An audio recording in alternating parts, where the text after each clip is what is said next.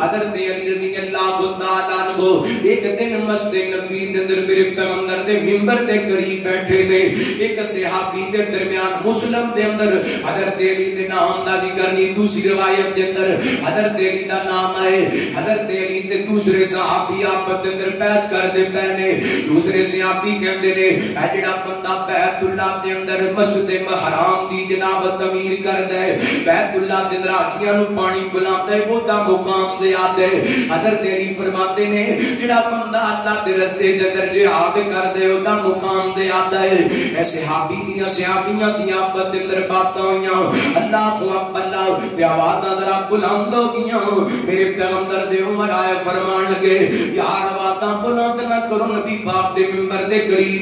آپ آن گے، آپ اسی انہاں کولوں مسئلہ پوچھ لواں گے۔ میرے پیغمبر تشریف لے کے آئے، حضرت علی دا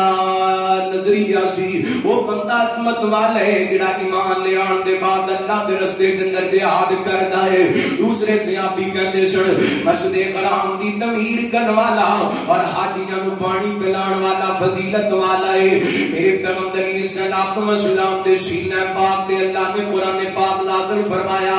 اللہ فرماتے ہیں اجعلتم سقایۃ الحاج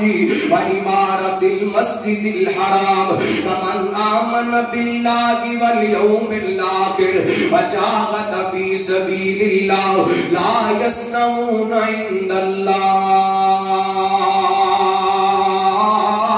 واللہ لا یہدی القوم الظالمین الذین آمنوا وہاجروا وجاہدوا فی سبیل اللہ باموالہم وانفسہم اعظم درجۃ عند اللہ وأولئک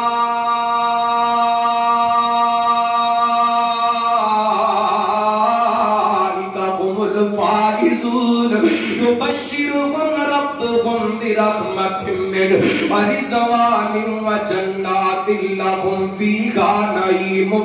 مقيم خالدين فيها أبدا إن الله عنده أجر عظيم۔